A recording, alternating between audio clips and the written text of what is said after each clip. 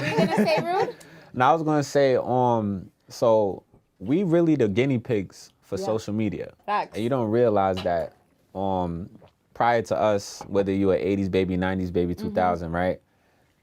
They don't actually know what happens being in long-term relationships with the dynamic of social media and all of that stuff, right? It's hard out here. So Yes, that was one of the, I think, real revelations for me reporting this book was how much evidence we now have that we didn't have a few years ago when I think a lot of us were just operating on a suspicion that social media had some effect, that we now have an enormous amount of rigorous scientific empirical research that shows us not just the scale at which social media is changing us, is changing what we think, is changing our internal natures, but the evidence that this is something the platforms are doing quite deliberately. It's a program, you know. It's knowing how to trigger people, and it's profitable, our dysfunction. But what needs to be profitable is our love and our unity, and that's what has to be showcased. Right. But no one shows that. So yeah, like I said, people that are broke will do anything to not be broke. They justify not being honorable to do it. It's just don't look the other way. Money is not real. It's not backed by gold, and as you see, they're creating currencies daily. So don't do anything for money, do things for love. And then you'll be protected, and you'll know what real wealth is. We know, the science is clear, we know that people who spend more time on Facebook suffer higher rates of depression than people who spend less time on Facebook, right? These things balanced. Alcohol is not bad, too much alcohol is bad. Gambling is fun, too much gambling is dangerous, right? There's nothing wrong with social media and cell phones. It's the imbalance, right? If you're sitting at dinner with your friends and you're texting somebody who's not there, that's a problem. That's an addiction. If you're sitting in a meeting with people you're supposed to be listening to and speaking, and you put your phone on the table, face up or face down, I don't care, that sends a subconscious message to the room that you're just not that important to me right now, right? That's what happens. And the fact that you cannot put it away is because you are addicted, right? If you wake up and you check your phone before you say good morning to your girlfriend, boyfriend, or spouse, you have an addiction. And like all addiction, in time, it'll destroy relationships, it'll cost time, and it'll cost money, and it'll make your life worse. A lot of people think Google's just a search box and Facebook's just a place to see what my friends are doing. What they don't realize is there's entire teams of engineers whose job is to use your psychology against you. There were meaningful changes happening around the world because of these platforms. I think we were naive about the flip side of that coin. That was a look at the recent Netflix documentary entitled The Social Dilemma. Everybody should watch it. It took a look at how social media algorithms manipulate the users. Now, a new book argues the digital world that was meant to bring people together is actually the reason we are more divided than ever. The book is entitled The Chaos Machine, the inside story of how social media rewired our minds and our world. This rap beef that we have going on. We see Pop Smoke. We see so many of these young Dolph. We see so many of these guys. What's going on? How do we stop that? It's an algorithm that needs to be stopped. So the algorithm that's like, if you like to look at trolling and beef and it pops up on your phone, YouTube should stop paying when people put up beef. That algorithm needs to be stopped. The algorithms, though, they're controlling us right now. Mm-hmm. So instead of people paying attention to a negative algorithm, they should pay attention to a positive one. It's just a program that we keep falling into. Like I said, family killing family instead of your real enemy is your enemy tricking you to do that. And we're aware of it, but we keep doing it. My rule of thumb is I'm not hurting anybody with the same color skin as me, period. And then it just keeps things peaceful. You know, Feel sometimes free. I get going. I actually start. That's why you're here. Yeah, when you talk about like feminism and why certain companies and brands may be promoting it the most, is because there's money in it. Women buy things. Women, 65% of all consumer debt is owned by women. When you look at who benefits from telling women that they should abandon family to go into the workforce, and that is more empowering to fold pants of the banana republic. Who benefits from that? Companies. Now you have two times the people in the workforce. Therefore, the cost of labor goes down, and you can tax more people. You get more money from taxes. So, like, who benefits from women being at work all day and now they can't cook because they have no time?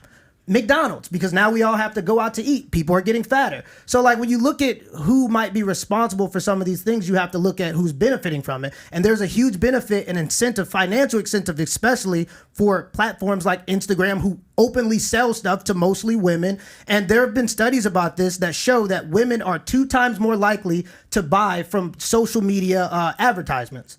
So they have an incentive, a financial incentive, to cater to women, to a certain audience. Positioning more neutral social media, but the other factor that has become the overwhelmingly dominant force is that it is designed to deliberately manipulate your emotions to get you to spend more time online. And I can give you an example of this. When you go onto any social media platform, whichever one you use, you think that what you are seeing are the thoughts, the ideas, the sentiments of people in your community, you know, your friends, people who you follow, and that is false. That's actually not what you are seeing at all. What you are in fact seeing are the sentiments and the ideas that have been pre-selected for you by these incredibly powerful algorithms and automated systems that have identified these types of content and these types of interactions that will get you to spend as much time on the platform as possible. Until a couple months ago, we'd never heard of him. And then the other day, virtually every tech company on the planet banned him. Not just his presence, but also his ability to conduct business on the internet. He was taken off Instagram, TikTok, Facebook, YouTube, all of it. Then they started telling you that not only was he not allowed to talk, but that you weren't allowed to like him because he was an incredibly bad person. And our view on that always is we'll decide for ourselves, since we're adults and Americans, and we'll listen to anyone we want, and we'll come to any conclusion we care to come to about what that person is about. So we sat down at some length and talked to Andrew Tate. Say I'm a misogynistic person and I'm dangerous to women and I need to be banned. The problem is that the majority of young men in the world today are completely invisible. And social media has made them invisible. If you go into an Instagram feed, you have extremely beautiful women, which is fine. They're beautiful, they're allowed to take pictures. But the only men who have followers are men with massive social status, right? Men with Ferraris and money, or rappers, or people who have YouTube channels, interesting people. If you're a normal man with a normal job, you don't really exist in the online world. It's very difficult to get followers. Nobody replies to your DMs. You don't really matter. You don't have access to the sexual marketplace. It's very difficult for you to even get any kind of recognition that you're even alive. And a lot of men feel lost and lonely because of that. And I was championing to a degree their issues by saying to them, look, that is unfair perhaps, but that's the way the game works. You need to become a man of importance. You need to become a man of influence, or you're going to suffer the pain of being invisible forever. Here is how you do it. I wasn't trying to change the rules of the game. I was just telling the men how to win, because I came from nothing and I'm completely and utterly self-made. And I think the reason a lot of men are so depressed is because they feel invisible. They feel like the life is too hard. Women expect me to be strong and smart and funny and interesting with a nice apartment and a fast car and tall and well-connected and funny. And it's just too much for them to handle. And the social pressure on men is absolutely immense. And I was championing their issues. And at the same time, all these social media platforms pretend to care. As soon as somebody they resonate with stands up and champions their issues, they mass blanket ban me, which shows they have absolutely no care for the young men of the world today. They think that by banning me, I'm just going to vanish and the young men are just going to go and start eating the gruel that they're fed on their YouTube feed. They don't want to read. They don't want to see transgender people wear makeup. They don't want to see that. They want to see a man who has a bunch of money and a nice life and some fast cars and is strong and is confident. They want an action hero. And that's something that large portions of the world still want to be. And YouTube and social media platforms obviously just don't like the idea of that. They want to get rid of me and try and replace me with something they see as far more malleable, trying to create people which are more malleable and more easy to program and more easy to control. So we know that engagement with social media and our cell phones releases a chemical called dopamine.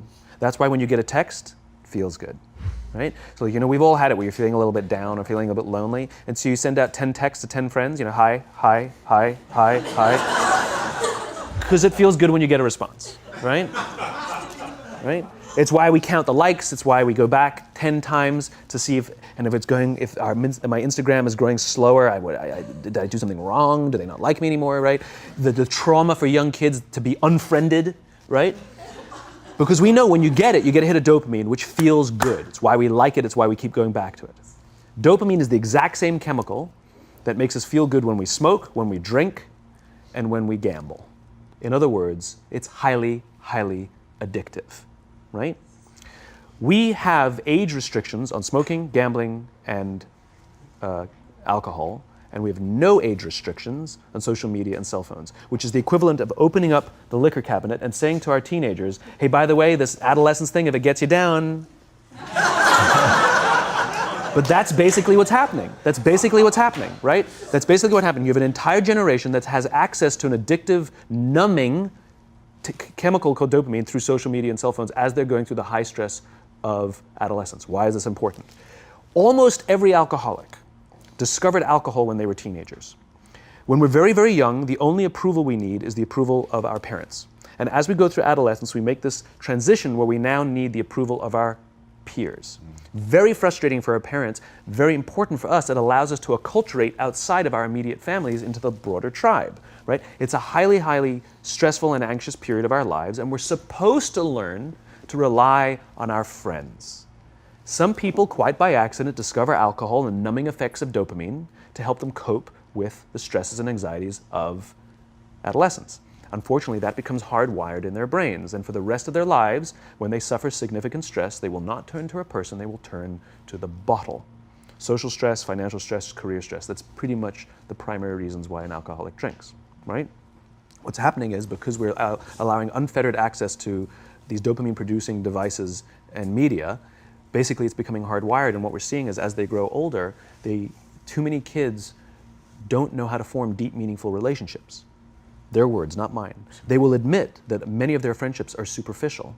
They will admit that their friends, that they don't count on their friends, they don't rely on their friends, they have fun with their friends, but they also know that their friends will cancel on them if something better comes along. Deep, meaningful relationships are not there because they never practice the skill set, and worse, they don't have the coping mechanisms to deal with stress. So when significant stress starts to show up in their lives, they're not turning to a person, they're turning to a device, they're turning to social media, they're turning to these things which offer temporary relief. Writing this book, and just to point out, one of the key sort of revelations in The Social Dilemma was that the very people interviewed, the people who create social media, do not allow their children on social media.